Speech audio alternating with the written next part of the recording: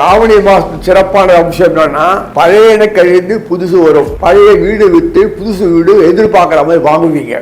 கடன் அடையறதுக்கு உண்டானது அமைப்பு சிறப்பா அமையும். சொத்து உங்களுக்கு கைமாறும். பூர சொத்து உங்களுக்கு வரும். ரொம்ப நாள் பெண்டிங்கா இருக்கிற அந்த இழுப்பு மனசு மாறி கோர்ட் விவகாரங்கள்லாம் முடிஞ்சு நேர்மையாக உங்களுக்குள்ள சமரசம் முடிஞ்சிடும்.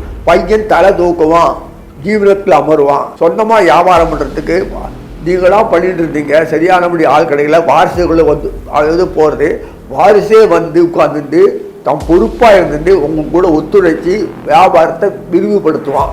பொண்ணுக்கு கல்யாணமாகும், பணம் இல்லை. ரொட்டேஷனில் பணம் பொருட்டி அந்த ஐடியா என்ன பண்ணுறது, உங்கள் பிள்ளையே பண்ணி செஞ்சு கொடுப்பான். ரொட்டேஷன் பணம், பிஸ்னஸ் இன்வெஸ்ட்மெண்ட் ரொட்டேட் பண்ணி ஷேர் இன்வெஸ்ட்மெண்ட்டோ அல்லது ப்ராப்பர்ட்டி இன்வெஸ்ட்மெண்ட் பண்ணி வைக்கிறதோ கொள்றதோ, பணத்தை ரொட்டேட் பண்ணுறது, இன்னும் பல விஷயங்கள் ரொட்டேட் பண்ணுறது பணம்லாம் இருக்குது. அது பண்ணி ஜுவல்ஸ் எல்லாம் வாங்கி எல்லாம் பண்ணி சகோதரிக்கு செஞ்சு கொடுப்பான். அதெல்லாம் இந்த மாதத்தில்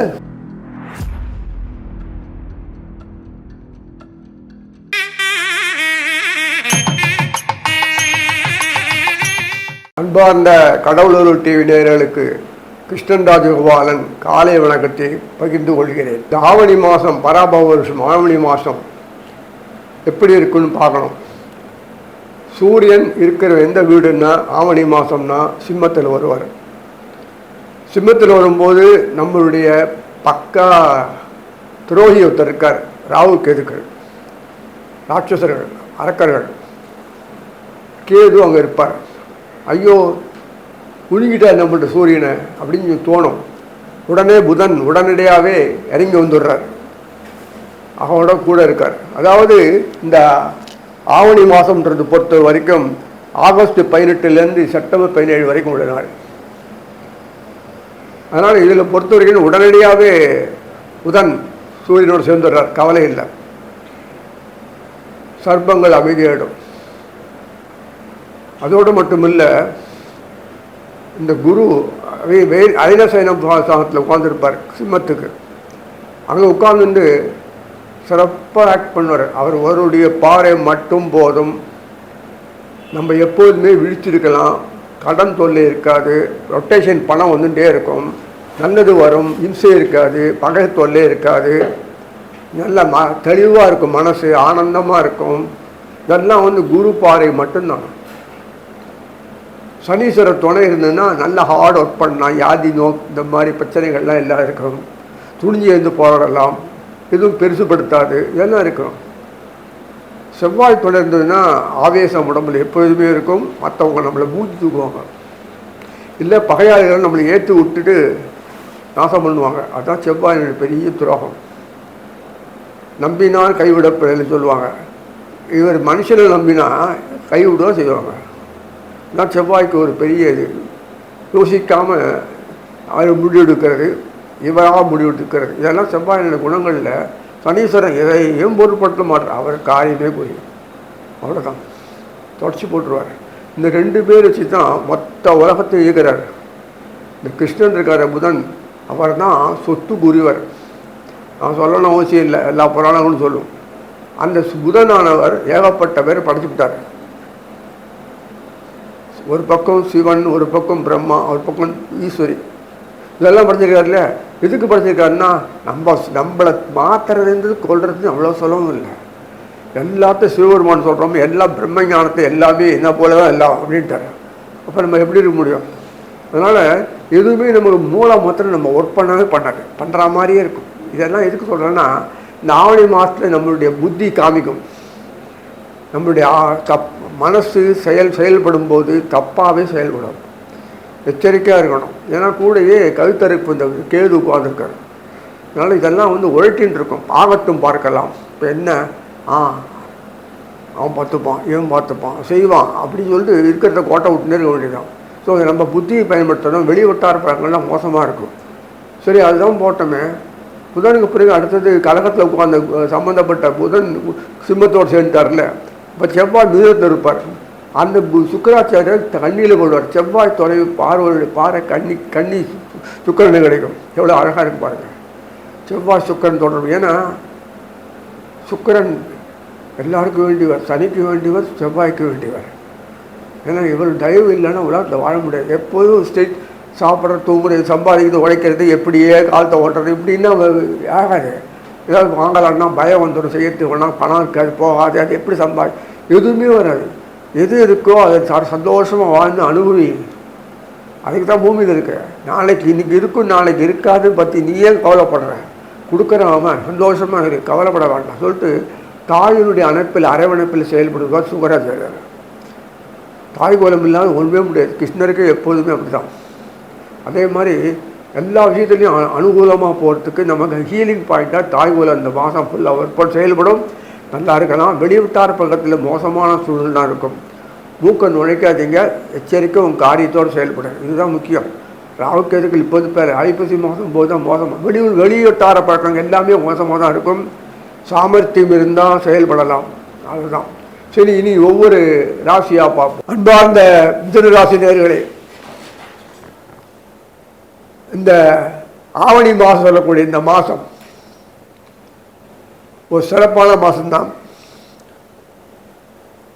சறுக்கல்கள் இருக்கும், ஆனால் நமக்கு சந்தர்ப்பமாகும். அது வியாபாரிகளுக்கு டிமாண்டு வரணும்னா சமுதாயத்தில் பாதிப்பு வரணும். புரியுதுங்களா? சமுதாயத்தில் தேவைகள் இன்க்ரீஸ் ஆகணும், பாதிப்புகள் வரணும். அப்போ தான் டிமாண்ட் இன்க்ரீஸ் ஆகும். இது வணிகர்களுக்கு தெரியும். ஆர்டிஃபிஷியல் கிரியேட் பண்ணுவாங்க. இந்த மாதிரி அமைப்பில் தான் இந்த மிதுனம் எப்போதுமே ரெண்டு மைண்டும்பாங்க. ரெண்டு மைண்டுன்னு அர்த்தம். ஒன்று பிஸ்னஸ் மெட்டாக, இன்னொன்று தனக்கு சௌரியம் உண்டாக்குறது. இதுதான் மீன். அதான் ரெண்டு கல்யாணம் கிடையாது, அது ஒன்று. அதாவது இந்த மிதுன சம்பந்தம் முக்கியமான ஆள் யாருன்னா அவருக்கு சனீஸ்வரர் முக்கியம். அந்த உபயராசினால குரு ரொம்ப முக்கியம். பர்பஸே வியாபாரம் பண்ணுறது, சம்பாதிக்க செய்கிறது, நல்லா காசு ஏர்ன் பண்ணுறது தான். அதை வச்சு தான் நம்ம சௌரியங்கள் அனுபவிக்க முடியும். இப்படின்னு வர வைக்க முடியாது. உழைச்சி சம்பாதிப்பாங்க, காசு தரணும், இல்லை ஏமாத்தியாவது சம்பாதிக்கணும். எப்படி பண்ணாலும் காசு, இந்த காசு தானே செல்வம் தானே, செல்வங்கள் வருது. அதை வச்சு தான் நம்ம வாழ்க்கை நடத்த முடியும். இது வந்தாலுமே செல்வம் இல்லாத ஒன்றும், அதில் செல்வமே வாழ்க்கை இல்லை. அதுதான் அந்த தான் ரெண்டு மூலம் கொடுத்துருக்காரு அவனுக்கு. பிஸ்னஸ்மேன் இந்த புதன், அவன் தான் தலைவரே. சொத்து நம்பி கொடுக்கணும், அதை ஏமாறக்கூடாது.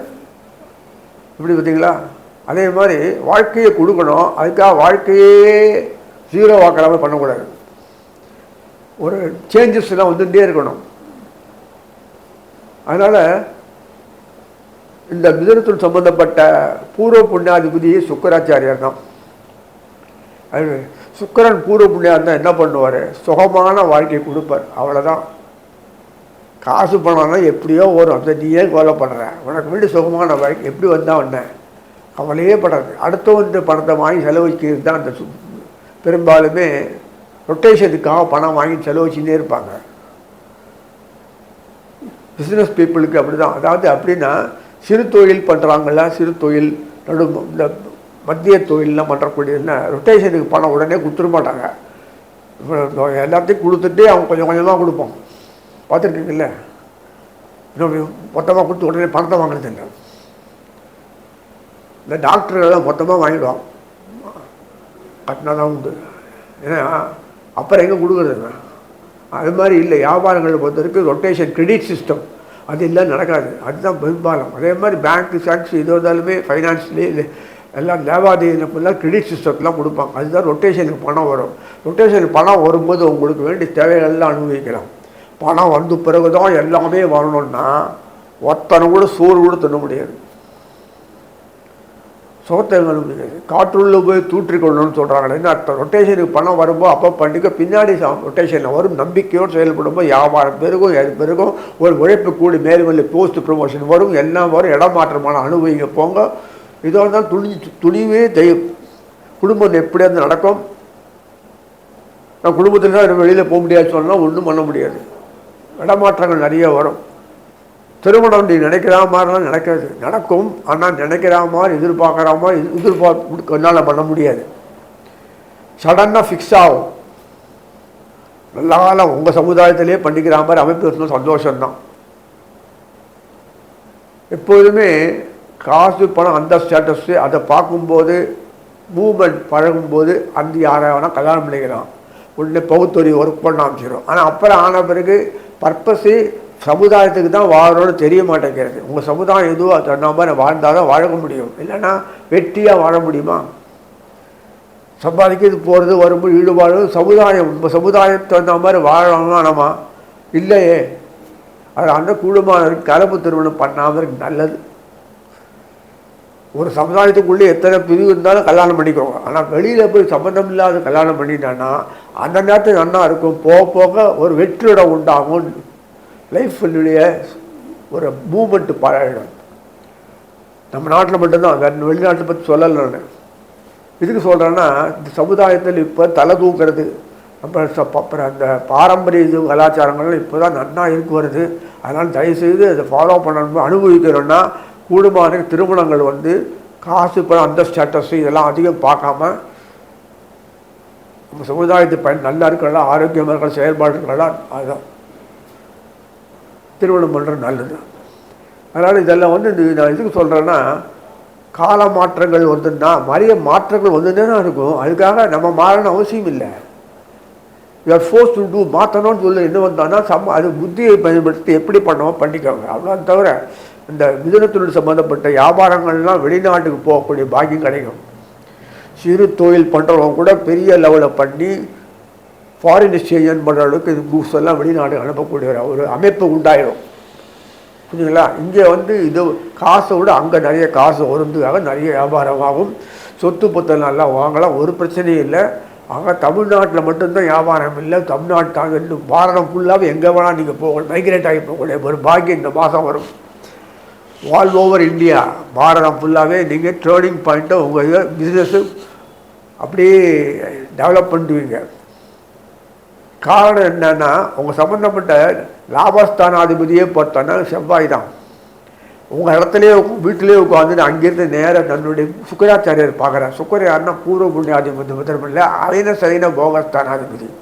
அயனம் நல்ல ஜீவனம், சயனம் நிம்மதியாக இருக்கிறது, போகம் சந்தோஷத்தை அனுபவிக்க. இதுதானே வாழ்க்கை. அதையே மறைச்சி வச்சுருக்காருன்னா அதுக்கு பிறகு ஒன்றும் இல்லை, மோட்சம்தான். அதுக்கு பிறகு வைராக்கியத்தோடு வாழ்ந்து மேலே மோட்சத்துக்கு பார்த்தா 12th ஹவுஸில் ஆள் வச்சுருக்காரு. அவரே 12th ஹவுஸில் ஆள் தான் உங்கள் பூர்வ புண்ணியாதிபதி. எல்லாருக்கும் அப்படி தான் வரும். எவ்வளோ அழகாக ப்ரோக்ராம் பண்ணிருக்காரு பாருங்கள். காலபுருஷன் இன்னார் இன்னார் இல்லை, எல்லாருக்கும் உண்டு. இதே எல்லா யோகங்களுக்கும் உண்டு. ராமர் காலத்துலேருந்து உண்டு. அப்போ ராவுக்கு எது கிடையாது, இப்போ கொண்டு விட்டார். ஏன்னா நம்ம மனுஷன் ஒத்துணும் ராவணேஸ்வரன் கொண்டு பயங்கரமான இருக்கும். அதுக்காக தான் வந்து புத்தி தான் செயல்பட முடியும். எடுத்தோம் தொடத்தோம் உடச்சோம் கட் பண்ணோம் போனால் அந்த வாழ்க்கையே கிடையாது. கொஞ்சம் நிதானமாக செயல்படுங்க. எப்போதும் நம்மளுடைய சந்தோஷத்தை அப்படியே மெயின்டைன் பண்ணலாம். வீணாக வருத்தத்துக்கு ஆளாகிறதுக்கு நீங்களே ஒரு மனதில் கிரியேட் பண்ணி இப்படி தான் இருக்கணும்னு சொல்லி நினச்சிட்டிங்கன்னா வாழ்க்கை இல்லை. விட்டு கொடுத்து போகணும், சாமர்த்தியம் மறுபடியும் வரணும். எதிர்த்து போராடுறதுன்னு சண்டை போடக்கூடாது, புத்தி தான் பயன்படுத்தணும். சண்டை போட்டால் வீணாக வேக்தம் தான் பாழ். ஏன்னா காரண காரியம் இல்லாமல் பகவான் பண்ணலை. இந்த கூத்தெல்லாம் நடக்கிறது தான் இந்த கலியுகத்தில் ப்ரோக்ராம் பண்ணிது. இங்கே சந்தோஷமான யாரும் வாழவே முடியாது. இந்த கூத்து அமைப்பு சந்தோஷன்றது ஒரு பேர் தான், டைம் கேப்பு. அதில் தான் அடி சண்டை வந்து குத்து குத்து அதுதான் பிரமாதமாக இருக்குன்னு அப்படின்னு. ஸோ இதுக்கு சொல்கிறேன்னா இந்த வாழ்க்கையில் நல்லா ஏர்ன் பண்ணலாம். கடன் துவாது, கடன் குறையும், பிஸ்னஸ் கடன் பற்றி பெருகும். ஏன்னா மேலே மல்டிபிள் பண்ணணுன்றதுக்காக இன்வெஸ்ட்மெண்ட்டு கொஞ்சம் அகலப்படுத்துவீங்க. ஆனால் அந்த கொட்டேஷன் போகும். டிரான்சாக்ஷன் ஒரு பிரச்சனையும் இல்லை.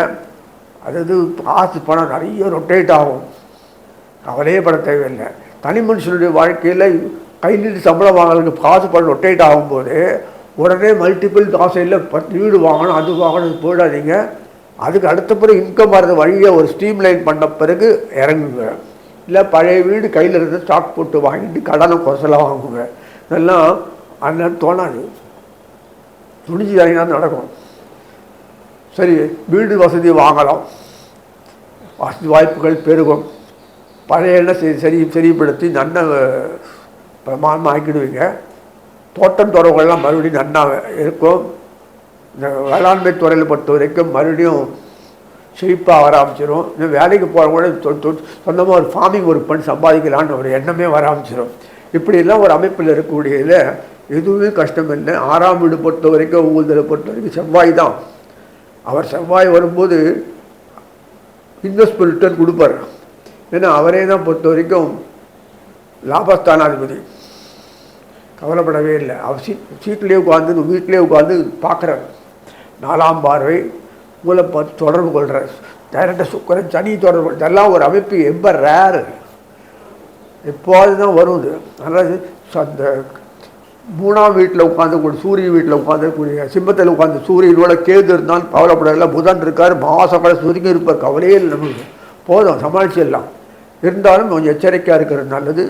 உறவுகள் நல்லா இடிக்க சொல்லி அமைப்போடு இந்த இந்த ஆவணி மாதம் சிறப்பாக நடக்க சொல்லி வாழ்த்தி நிறைவு செய்கிறேன். கடவுள் அருள் டிவியை பார்த்தமைக்கு நன்றிகள். மேலும் இது போன்ற தகவல்களை தெரிந்து கொள்ள கடவுள் அருள் டிவியை சப்ஸ்கிரைப் செய்யுங்கள். மறக்காமல் பெல் ஐக்கானை கிளிக் செய்யுங்கள்.